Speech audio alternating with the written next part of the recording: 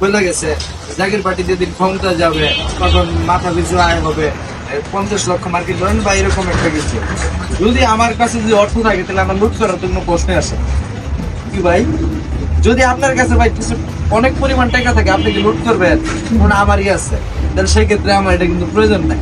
অতএব বর্তমান যে প্রেক্ষাপট আমরা দেখতেছি যে ওই জামাত বলেন বিএনপি বলেন তারা কিন্তু জোট ছিল, এখন কিন্তু তারা দুইজন হাত ছেড়ে দিতেছে যে মাঠ ফাঁকা, আমরা যাই 300 আসনে হিট দেবো, 280 আসন নিয়ে আসবো।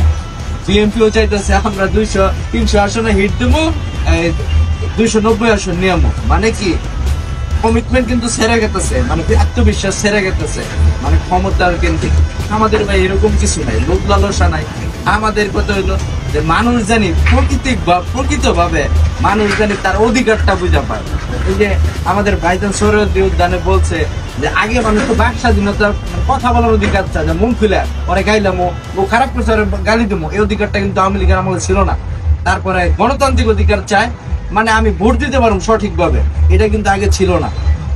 তারপরে উন্নয়ন, আমরা কিন্তু উন্নয়নটা কিন্তু আমরা গণতন্ত্র মেরা ফেলা নিয়েছে। এতদিনে বলা হয়েছে যে আমরা পদ্মা সেতু করছি, ই করছি, এর নামে যে হরিলুট হয়েছে পিছনে, এটা কিন্তু মানুষের চোখে ধরা পড়ে নাই। কিন্তু বিগত দিনে এখন আস্তে আস্তে সব ধরা পড়তেছে। যেমন বিএনপির আমলে ছিল হাওয়া ভবন, আওয়ামী লীগের আমলে কি পেলাম ভাই? আয়নাঘর। তাদের রাজনীতিটা হলো যে ক্ষমতায় থাকার জন্য যদি 2-4 কোটি মারতে হয় আমাদের কোনো দ্বিধা নাই, কিন্তু আমাদের ক্ষমতায় থাকতে হবে। আমাদের জাকের পার্টির ভাইজান যদি আমাদের নির্দেশ করতো যে তোমরা কুবাকুবি করো, খুনাখুনি করো, তাহলে আমরা অনেক আগে ক্ষমতা দিতে পারতাম। কিন্তু আমার ওই অল্প মেয়াদী ক্ষমতার আমার দরকার নেই, মানুষের কাছে খারাপ হওয়ার কোনো দরকার নেই।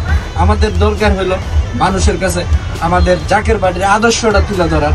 আদর্শ বুঝলে সে বুঝতে পারবে যে তার ক্ষমতায় আনলে এই দেশের মানুষ ওই যে সোনার মানুষকে হীরার মানুষের রূপান্তরিত করা হবে। অতএব ভাইয়ের কথা মোতাবেক আমি এটুকুই বলবো যে আপনারা আসেন, দেখেন আমাদের আদর্শ, আমাদের মুখের কথা আপনাদের বিশ্বাস করতে হবে এরকম কোনো কিছু না।